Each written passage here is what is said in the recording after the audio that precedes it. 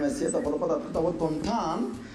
caawa ama maanta wararkeena waxaa ugu waaweyn dowladda waqooyiga Korea oo si kor looga jawaabtay go'aankii qaramada midoobay ama golaha amniga qaramada midoobay kuna dhawaaqday dagaal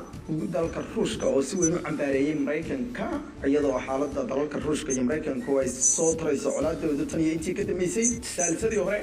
oo Mareykanka ku dhawaaqay in dalkaasi uu yahay dalalka dagaalka qabo kula jira dabcan si kor looga hadashay hubkii lixaadka lahaa ee Ukraine ay ugu ballan qaaday Mareykanka qodobada kale aad daawo doontaan waxaa ka mid ah dalka Turkiga oo shaqaale gaaraya 2766 ruux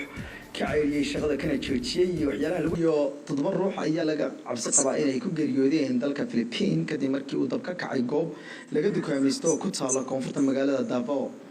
kooxaha dudamiska ayay ku qaadatay inay damiyaan dabkaasi saacado badan waxa uu ka bilowday dabaqa saddexaad ee dhismaha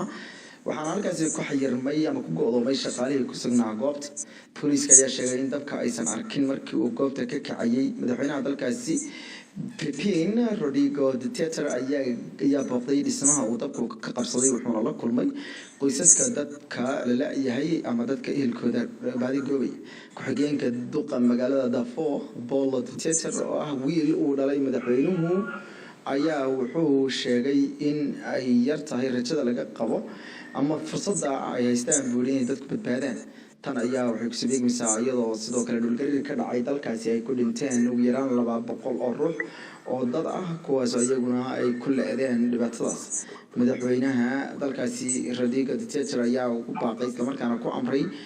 dowladda iyo shaqaalaha dadweynaha inay xoojiyaan wax kasta oo karankooda ah ay sigeeyaan bal in la badbaadiyo waxa ku haray ama dadka ku go'doonsan goobta uu ka dhacay dabku ama uu ka kacay halka nagala socotaana ayaa shaqada ka eriyay dad gaaraya 2766 ruux kuwaas oo la sheegay inay qayb ka yihiin ama ay xiriir la leeyihiin bale kooxo argagixiso ah ama kooxaha argagixisada ee dalka ka howlgala ay ugu weyntahay kooxda liidada FETÖ war qoraal ah oo ka soo baxay saraakiisha ayaa la sheegay go'aankan oo loo adeegsanayo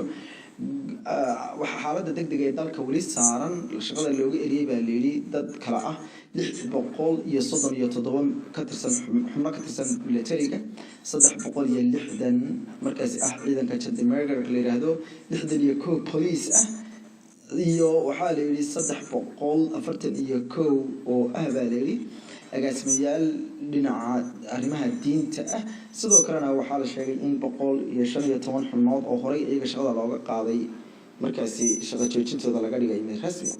waxa la sheegay dadkan ay ka tirsan yihiin ururka amar dhaqaaqa la mamnuucay ee la FETÖ ee hogaamiyo wadaadka fadhiya dalkaasi Mareykanka ee asagu iskii uga carray dalka ee la yiraahdo Fatiixullah Gulen oo la aaminsan yahay inuu ka dambeeyay afkambiga dalkaasi ka dhacay sanadkii hore bishii July waxaana dowladda dalkaasi wali paasi xididda u siibis ku haysaa kooxda FETÖ oo ayagu markaasi la sheegay inay ka dambeeyeen dagaalkii ama afgambigii dhinaca military ee lagu doonayay in lagu qaarajiyay madaxweynaha Recep Tayyip Erdogan isla markaana dalka ciid afka loogu daro dowladaha dhalinyarada dalkaasi Turkiga ay ka mid yihiin hay'adaha xuquuqul insaanka ayaa dowladda iyo waliba dalalka reer galbeedka ayaa ku eedeeyay